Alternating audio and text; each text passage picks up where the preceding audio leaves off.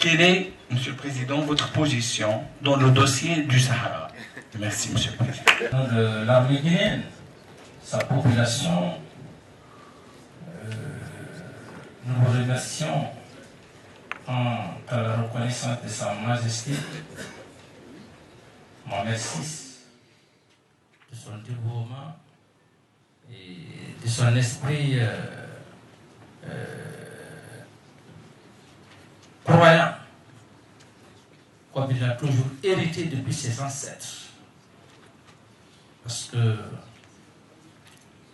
son grand-père, Sa Majesté, le roi Mohamed V, et son feu-père, Sa Majesté Hassan II, ont toujours prêté beaucoup d'attention au peuple de Guinée. Et c'est un peuple respecté. Parce que la plupart des pays africains, les officiers, ils ont eu leur formation au Maroc. C'est pourquoi le royaume est un grand pays. Sur le plan intellectuel, civil et sur le plan militaire. Il n'y a pas un seul pays en Afrique, surtout dans la sous-région, même ailleurs, qui puisse parler mal du Maroc. Ça, c'est compte tenu de vos valeurs, de vos mœurs, de vos traditions et de vos croyances. L'un des royaumes les plus respectés dans le monde, la paix, la tranquillité, et avec l'esprit dynamique de Sa Majesté, le jeune roi Mohamed VI, auquel tout le peuple de Guinée lui doit reconnaissance et respect. D'entrer en matière, ou avant de détailler mes idées, je crois que ce que je suis en train de dire, la communauté internationale, tous les grands historiens du monde peuvent en témoigner. Il ne faut pas soutenir une position parce que tu veux soutenir une position, parce que tu es manipulé, parce qu'on t'a donné de l'argent, parce que c'est le comportement un peu bizarre de la plupart de certains qui laissent les réalités africaines, qui sont cramponnés à l'intérêt matériel. Prenons l'histoire de l'Afrique. Bien avant la décolonisation et les heures des indépendances, prenez, vous qui avez eu, monsieur le journaliste, à poser la question, suivez-moi très attentivement. Et je crois, moi, quand je dois donner une position, quand je dois parler de quelque chose, il faut que je sois objectif. Parce que tout ce que nous sommes en train de dire, il y a l'histoire. Prenez simplement le Maghreb. Les premières heures des indépendances. Est-ce que vous avez entendu parler d'un leader, un leader du Sahara? Non, disons la vérité. Parce que c'est l'histoire.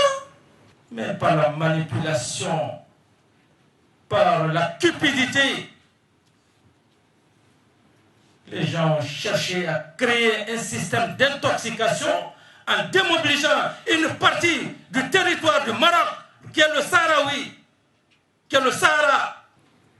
Et puisque la situation est posée, notre position, la position guinéenne, la position historique de la Guinée et des autres pays africains des premières heures des indépendances, lorsque je veux parler de Ben Bella,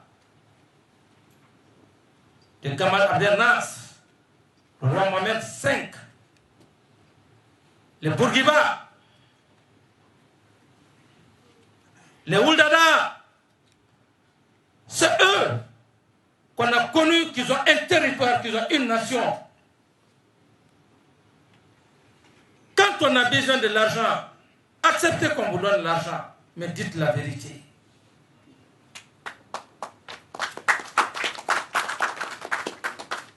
Donc,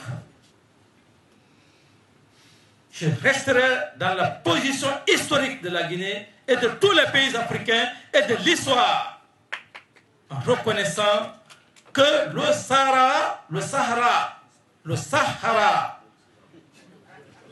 Non, d'abord quand on dit Sahara occidental, ça maintenant c'est des déformations, mais le Sahara est une partie intégrante du Maroc. Et un jour, l'histoire va donner raison. L'histoire donnera raison parce que le roi, Sa Majesté,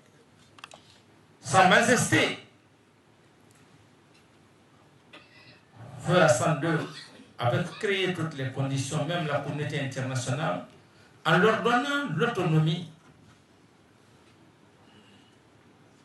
Mais vous savez, l'histoire reste l'histoire. Le peuple sahraoui même, ils savent réellement. Mais puisque c'est une entité, parce que simplement, alors le Sahara recèle du pétrole. Et les gens, dans leur position, puisque le Maroc est une puissance en elle-même, parce que c'est le seul pays aujourd'hui qui répond aux critères d'adhésion à l'Union européenne. C'est par rapport à sa position géographique. Un pays qui a eu la charge de former beaucoup d'officiers, de former beaucoup de fonctionnaires, à tout point de vue, en Afrique. Alors donc, c'est un peu de la jalousie. Il faut prendre cette portion pour mettre un tripot occidental, rentrer par-ci par-là, parce qu'il y a simplement le pétrole. Mais il y a l'histoire. Donc la position historique guinéenne, nous restons fidèles à nos idéaux quant à la non-reconnaissance du Sahara comme étant un État indépendant. Sinon que le Sahara, en tant que tel, nous reconnaissons que le Sahara est une partie intégrante du royaume. Donc, c'est comme si je parlais de Casablanca, de Kenitra. Kenitra, pour moi, Casablanca, le Sahara, c'est le même peuple.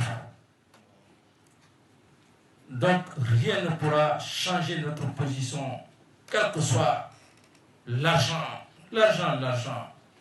L'homme finit toujours par mourir en laissant l'argent. Ce n'est pas l'argent. Aujourd'hui, et avec la géostratégie, la géopolitique, on cherche à faire le découpage pour des intérêts personnels, mais on ne voit pas les identités culturelles et historiques. C'est comme le cas de la Casamance. À un moment donné, il y a eu des têtes brûlées qui ont tenté de dire que, alors, Casamance, c'est ceci, mais la situation, c'est comme la situation qui se passe aujourd'hui au Mali. Les Touaregs. Mais les Touaregs font partie du territoire malien. Et ils reconnaissent. Alors, donc c'est un peu comme ça. Monsieur le journaliste, dites au peuple chérifien et à sa majesté que nous ne sommes pas des hommes malhonnêtes.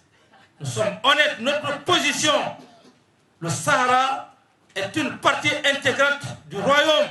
Le Sahara, on ne le reconnaît pas comme étant un État indépendant, sinon que des manipulations pour diviser l'Afrique. L'Afrique est unie. Ces pères fondateurs des premières heures des indépendances, que je viens de citer tant, nous allons rester à leur cheville dans leur histoire pour éviter que l'Afrique soit désunie. Voilà en ce qui concerne, très honnêtement, très sincèrement, mon opinion. L'opinion qui s'inscrit dans l'histoire